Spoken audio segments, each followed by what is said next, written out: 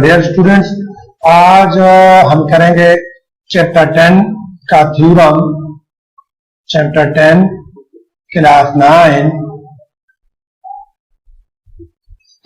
का theorem number 1। यानी chapter 10 का पहला थ्योरम हम करेंगे। और उससे पहले प्रीवियस वीडियो में हमने पढ़ा था कि कॉन्ग्रुएंसी क्या होती है, what is congruent triangle, congruent triangle क्या होती है, उसके बारे में हमने एक पोस्टुलेट पढ़ा था कि साइड, एंगल, साइड। अगर ये पोस्टुलेट पूरा हो तो दो ट्रायंगल आपस में कॉन्ग्रुएंट होंगी। उसमें काफी डिटेल में हम उसके बारे में पढ़ चुके हैं। तो थ्योरम शुरू करने से पहले जब तक आपको कॉन्ग्रुएंट ट्रायंगल के बारे में मालूम नहीं होगा, आपको इसको समझना मुश्किल होगा। तो इसलिए मैं चाहूंगा कि आप पहले वो बच्चे कि जिन्होंने पिछला लेक्चर नहीं देखा या नहीं सुना, वो जाके पहले पिछले लेक्चर की वीडियो को देखें, उसको अच्छे से समझें, तो उनके लिए फिर थ्योरम को समझना आसान होगा। स्क्रीन पर आपको नजर आ रहा होगा थ्योरम नंबर 1। इसके अलावा अगर आप चाहें तो अपनी बुक को सामने ओपन रख लें और थ्योरम नंबर 1 जो है ना चैप्टर 10 का, इसको सामने रख के मैं पढ़ता हूं। लिखा हुआ है, in any correspondence of two triangles, if one side and any two angles of one triangle are congruent to the corresponding side and angles of other, then the triangles are congruent। देखो बेटा, देखें कि मैंने एक अलग से एक बहुत अच्छी वीडियो बनाई है, पार्ट्स ऑफ ए थ्योरम, के मसले के कितने हिस्से होते हैं। तो आप उस वीडियो को भी अच्छे से देख लें, आपको समझ आ जाएगी। और मैंने उसी में बताया था कि ये हमारे पास थ्योरम की स्टेटमेंट्स होती है, इसी के अंदर हमें गिवन भी दिया होता है और इसी के अंदर ही हमें टू प्रूफ भी दिया होता है। हमने स्टेटमेंट को अच्छा से समझना होता है। तो देखिए, कहता है any corresponding of two triangle, कहता कोई सी दो कोरेस्पोंडिंग ट्रायंगल्स हो, यानी आमने सामने दो ट्रायंगल्स हो। इफ वन साइड, अगर एक side, and any two angle, और कोई से दो एंगल ऑफ वन ट्रायंगल, एक ट्रायंगल के आप कॉन्ग्रुएंट हो, यानी तकरीबन बराबर हो, to the corresponding side at angle of the other, दूसरे ट्रायंगल के साइड और एंगल के कॉन्ग्रुएंट हो। फिर हम कह देंगे ट्रायंगल जो है वो दोनों ट्रायंगल आपस में कॉन्ग्रुएंट है। देखो बेटा, मैं थोड़ा सा यहाँ पे समझाता हूं आपको। कहता है कोई सी दो ट्रायंगल्स हो, ठीक है, ये फर्ज कर मैंने दो ट्रायंगल बना ली। रिकॉर्ड पर याद रखें कि शेप्स को बिल्कुल अच्छे से बनाना है। थ्योरम में सबसे जो इंपॉर्टेंट जो स्टेप होता है ना, वो इसकी शेप होती है, ज्योमेट्रिकल शेप, वही सबसे इंपॉर्टेंट होती है। अगर आपने शेप को सही नहीं बनाया या आपने स्केल को सही यूज करके नहीं बनाया, तो आपको अगर शेप गलत हुई और बाकी सारा थ्योरम आपका ठीक भी हुआ तो आपको कोई मार्क्स नहीं मिलेगा। इसके बारे में मैं एक अलग वीडियो बना चुका हूं, उसका लिंक डिस्क्रिप्शन में होगा, वहां जाकर आप उसको देख लें। तो मेरा बताने का मकसद यह है कि वो कहता है कि कोई सी दो ट्रायंगल है, जैसे मैंने बना ली है, और इसको इन ट्रायंगल को नाम देता हूं ए बी सी, उस ट्रायंगल का नाम देता हूं डी ई एफ। और वो कहता है कि अगर उस ट्रायंगल में कोई सा एक एंगल, यानी ये एंगल इस ट्रायंगल के इस एंगल के कॉन्ग्रुएंट है, मतलब तकरीबन बराबर है, यानी एंगल बी जो है वो कॉन्ग्रुएंट हो एंगल ई, एक तो ये चीज हो गई। और कहता है उसके कोरेस्पोंडिंग जो साइड है, यानी ये साइड जो है वो इस साइड के कॉन्ग्रुएंट हो, यानी बी सी जो है वो कॉन्ग्रुएंट हो ई एफ के, ठीक है। शेप उधर भी जाता हूं फिर। और ऐसे ही एंगल सी, यानी ये वाला एंगल कॉन्ग्रुएंट हो इस वाले एंगल के, यानी कि एंगल सी कॉन्ग्रुएंट हो एंगल एफ के। कहता है ये दोनों ट्राइंगल आपस में कॉन्ग्रेट होंगे, यानी इनका हर एक पार्ट जो है, यानी ये साइड इस साइड के कॉन्ग्रेट होगा, ये साइड इस साइड के कॉन्ग्रेट होगा, और ये वाला एंगल इस वाले एंगल के कॉन्ग्रेट होगा। इन दोनों ट्राइंगल आपस में कॉन्ग्रेट होंगी, तकरीबन बराबर होंगी। अगर पीछे हमने पोस्टुलेट पढ़ा है साइड एंगल साइड का, और अब की बात पोस्टुलेट किसका है? एंगल साइड एंगल का, यानी दो एंगल और एक साइड। तो ये मैं थोड़ा रेस कर रहा हूं, और अब आप देखें, मैं अब शेप पर आ जाता हूं।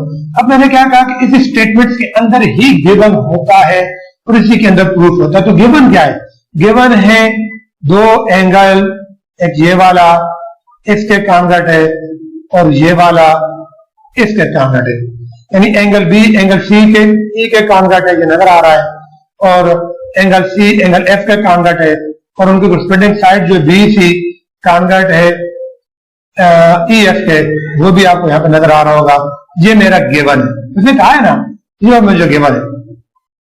तो मतलब in triangle A B C corresponding to triangle D E F, ये तीन चीजें मुझे गिवन है, और ये मुझे स्टेटमेंट से ही मिली।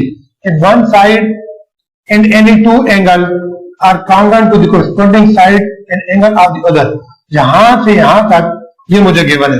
अगर आप बजाय ये मैथमेटिकल लिखने के आप एक स्टेटमेंट भी लिख ले कि one side any two angle of one triangle are congruent to the corresponding side and angle of the other, तो ये भी आपका गिवन ही है, ये भी ठीक ही होगा। अब चल जाते टू प्रूव में। कहता देन, हमेशा याद रखें देन के बाद जो स्टेटमेंट होती है ना वो टू प्रूफ होता है, देन के बाद, ठीक है। और देन से पहले और इफ के बाद जो स्टेटमेंट होती है ना वो आपका गिवन होता है। अक्सर ऐसा होता है, मोस्टली थ्योरम में आपको ऐसा ही मिलेगा। तो मतलब ये है कि कहता है कि वो ट्राइंगल आपस में कॉन्ग्रुएंट होगी, यानी triangle A B C congruent to triangle A B C is congruent to triangle D E F के।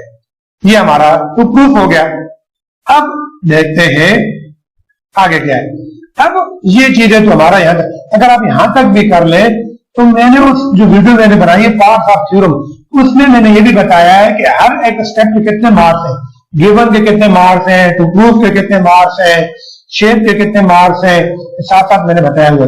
अब चले जाते यहां तक तो हो गया। अब हमारा कंस्ट्रक्शन है, ये कुछ कंस्ट्रक्शन करना होता है, ये तभी आपसे होगा कि जब आप अच्छे से गिवन और टू प्रूफ समझ आ चुका होगा और आपने अच्छे से शेप ड्रा कर ली होगी। अब क्या कहता है, suppose A B does not congruent to D A, take a point M on D E such that A B is congruent to M E, join M A to F. Construction क्या की है, मैं यहां पर आपका लिख कर भी लेता हूं। कहता फर्ज करते हैं कि ए बी जो है वो कॉन्ग्रुएंट नहीं है डी ई के। हालांकि यहां पर हमें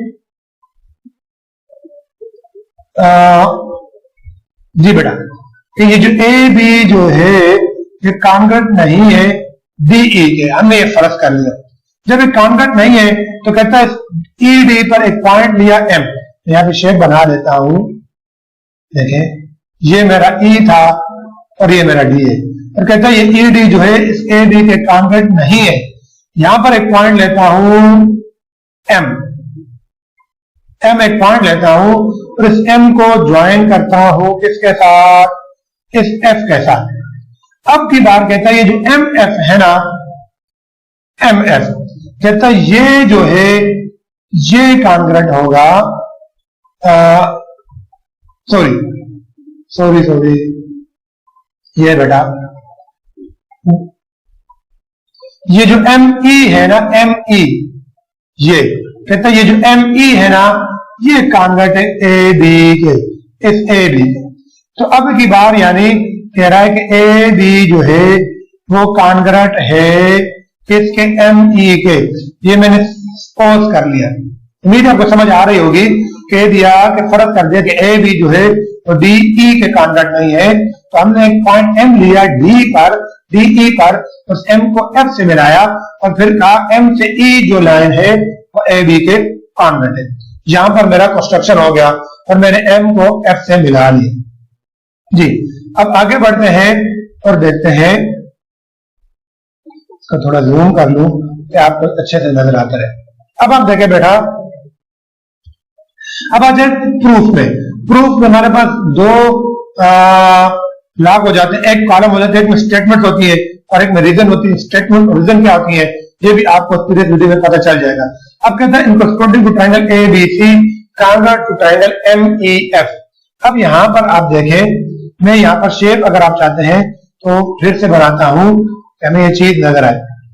ये मेरे पास ट्रायंगल है ए बी सी और ये मेरे पास ट्रायंगल है डी ई एफ। यहां पर एक पॉइंट दिया हुआ है एम और ये एम जो है एफ से मिल रहा है और हमने कह दिया है, क्या क्या कह दिया है कि ए बी एम ई के इक्वल है और ए बी जो डी ए के इक्वल नहीं है और ये सारी चीजें जो है। अब देखिए, अब हमने वही जाना है जो पहला पोस्टुलेट है कि साइड एंगल साइड, इसको कंप्लीट करना है। ठीक है, करते हैं कंप्लीट। कहता है तीन चीजें हमारे पास आ जानी चाहिए, जो भी थ्योरम करेंगे हम तीन चीजों को प्रूव करेंगे वो देखें। अब पहला A B is congruent to M E. ठीक है, ये मैं कहता हूं स्टेटमेंट। क्यों कह रहा हूं? क्योंकि मेरे कंस्ट्रक्शन है, कंस्ट्रक्शन में मैंने कह दिया है ना कि A B congruent M E के, और ये मेरा एम था, यानी एम ई जो है वो कॉन्ग्रुएंट एम, ये मेरा कंस्ट्रक्शन है। एक चीज यानी साइड वाली बात हो गई। अब जाते हैं दूसरा, बी सी कॉन्ग्रुएंट है ई एफ के। यहां अगर आप और करें बेटा देखें तो यहां पर गिवन है ना कि बी सी कॉन्ग्रुएंट है ई एफ के, यानी जो बी सी साइड है ये कॉन्ग्रुएंट है ई एफ के। ठीक है, तो ये दूसरी चीज भी हो गई, दो हो गए। फिर यहां देखें एंगल बी कॉन्ग्रुएंट है एंगल ई के, ये भी मुझे गिवन है। ये तीन चीजें मुझे गिवन है, तो इसका मतलब ये हुआ कि मेरा साइड एंगल साइड का पोस्टुलेट कंप्लीट हो गया। अब आप देखें कि मेरा ये देखें ना, ये एंगल यानी एम ई, ये साइड, ये एंगल और ये साइड पोस्टुलेट कंप्लीट हो रहा है। मतलब ये हो गया कि मेरा एक पोस्टुलेट कंप्लीट हुआ साइड एंगल साइड का। तो मैं कह दूंगा कि triangle A B C congruent है ट्रायंगल एम ई एफ के। कौन सी एम ई एफ? ये वाली। लेकिन मुझे तो ये चीज प्रूफ नहीं करनी, मुझे तो प्रूफ करना है किसके? मुझे तो प्रूफ करना है कि ई डी एफ कॉन्ग्रुएंट है ए बी सी के। प्रूफ मैं क्या कर चुका हूं? प्रूफ कर चुका हूं कि ई एम एफ कॉन्ग्रुएंट है। ठीक है, देखिए प्रूफ तो मैं क्या कर चुका हूं, ये कर चुका हूं, ये तो मुझे नहीं चाहिए। अब आगे बढ़ते हैं, मैं कहता हूं कि एंगल सी जो है वो कॉन्ग्रुएंट है एम एफ ई के। आप गौर करें जी, यहां पर आए तो देखें ये जो एंगल सी है, ये सारा एंगल सी, अगर मैं इस चीज को फिलहाल भूल जाए और मैं बना लेता हूं ई एम एफ, मैं कहता हूं ये देखें ना, ये ई एम एफ का भी तो एंगल है ना। अगर ये ई डी एफ का एंगल है तो ई एम एफ का भी एंगल है। मतलब जो कि एंगल सी जो है वो कॉन्ग्रुएंट है एंगल ई एफ एम के। ये जो दरमियान में लिखा होता है ना, ये इस पर बन रहा होता है एंगल। ये देखें, ये जो एफ दरमियान में लिखा हुआ ना, मतलब एफ पर बनने वाला एंगल, ये आपस में कॉन्ग्रुएंट है। ठीक है, और लेकिन हमें तो यह भी गिवन है कि एंगल सी जो है वो कॉन्ग्रुएंट है एंगल किसके? एफ के, यानी डी एफ ई के। तो अगर आप गौर करें इस जगह पर, एक दफा मैं कहता हूं कि एंगल सी जो है वो कॉन्ग्रुएंट है एंगल एम एफ ई के। ये मैंने कंस्ट्रक्शन की है और गिवन में मुझे था कि एंगल सी जो है वो कॉन्ग्रुएंट है डी एफ ई के, डी एफ ई के। तो अब देखें, अगर यहीं पर एंगल सी इसके इक्वल है और ये एंगल सी इसके भी इक्वल है, तो मतलब ये हुआ कि ये दोनों आपस में इक्वल है। क्योंकि एंगल सी इसी के इक्वल है, एंगल सी भी यही इसी के इक्वल है, तो दोनों भी आपस में इक्वल होंगे। कहता है मतलब ये कि therefore angle DFE is congruent to angle MFE, both congruent to TC। अब ये इसी सूरत एक ही शक्ल हो सकती है ना, ये एंगल C और दोनों एक सूरत में इक्वल हो सकते हैं, कि जिसका मतलब जो है कि एंगल ये पॉइंट M और D ये दोनों एक ही जगह पर है। This is possible only if D and M are the same point. तो तब ही पॉसिबल है कि D और M सेम पॉइंट्स है, एक ही जगह पर है। इसके अलावा तो ये पॉसिबल हो ही नहीं सकता कि ये एक ही एंगल सेम हो जाए दोनों ट्राइंगल के लिए, ऐसा पॉसिबल नहीं है। तो इसका मतलब ये हो गया कि ME जो है वही DE है, यानी ME is congruent to DE। तो जब ME DE के कॉन्ग्रुएंट है तो इसका मतलब ये हो गया कि अगर ME DE के कॉन्ग्रुएंट है, और हमने कहा था, ये देखें हमने यहां पर क्या कहा था कि AB जो है वो कॉन्ग्रुएंट है ME के। अगर दोबारा से यहां पर आए तो हम कह रहे हैं कि AB जो है वो कॉन्ग्रुएंट है ME के। ये मेरी कंस्ट्रक्शन हुई है, और यहां पर आ गया है कि ME जो है वो कॉन्ग्रुएंट है DE के। अभी हमने यहां से प्रूफ कर चुके हैं, मतलब ये हो गया कि AB कॉन्ग्रुएंट होगा DE के, तभी ये दोनों सेम हो सकते हैं। मतलब ये हो गया therefore AB is congruent to ME। ठीक है, so AB is congruent to DE। तो अगर आप देखें कहते that from question 2, 3 and 4 we have. अब अगर आप गौर करें क्वेश्चन 2 में देखें तो एक साइड BC यानी एक ये साइड हो गया, एक एंगल हो गया जी, और एक यहां पर ये साइड हो गया। यहां पर पोस्टीरियर पूरा हो गया कि साइड एंगल साइड का, इसलिए हम कह सकते हैं कि ट्राइंगल ABC और ट्राइंगल DEF आपस में क्या है, कॉन्ग्रुएंट है। ठीक है बेटा, तो उम्मीद है आपको ये आज का थ्योरम अच्छे से समझ आ गया होगा, क्योंकि वीडियो की लेंथ काफी ज्यादा हो गई थी, काफी डिटेल में इसको हम पढ़ चुके हैं। इस कल इंशाल्लाह हम हमारे पास जो कोरोलरी सी है इसको देखेंगे, क्योंकि अक्सर ये भी पेपर में आ जाती है, तो कल इंशाल्लाह इसको हम स्टडी करेंगे। ठीक है, तो आज के लिए इतना ही। अल्लाह हाफ़िज़।